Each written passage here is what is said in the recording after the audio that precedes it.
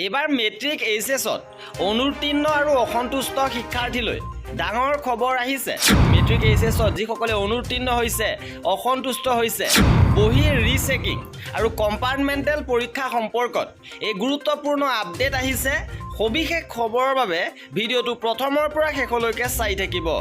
আপুনি উচ্চতৰ মাধ্যমিকৰ ফলাফলক লৈ অসন্তুষ্ট নেকি? পৰীক্ষাৰ্থীয়ে পুনৰীক্ষণ কৰিব পাৰিব উচ্চতৰ মাধ্যমিকৰ ফলাফল। শিক্ষা সংসদে ফলাফল পুনৰীক্ষণৰ সুবিধা দিছে। ৱেবছাইট ইতিমধ্যে মুকলি হৈছে hsexam.com/পুনৰীক্ষণ hsexam.com/পুনৰীক্ষণ।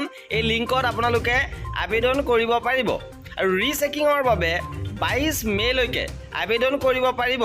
22 মে' শেষ তাৰিখ ইয়াত ধাৰ্য কৰিছে। যিসকলে এইচএছ এক্সামৰ ৰিচেকিং কৰিব 22 মে'ৰ ভিতৰত আবেদন কৰি ৰাখক। লিংক ডেছক্ৰিপশ্যনত দিয়া হৈছে।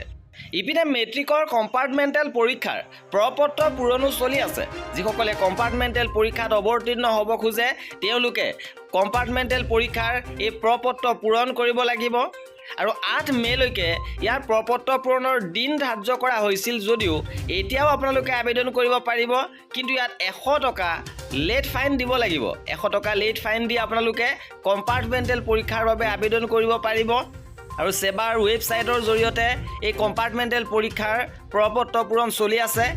আৰু উল্লেখযোগ্য যে অহা 28 মে'ৰ পৰা 3 জুনলৈকে অনুষ্ঠিত হ'ব মেট্ৰিকৰ কম্পাৰ্টমেণ্টেল পৰীক্ষা।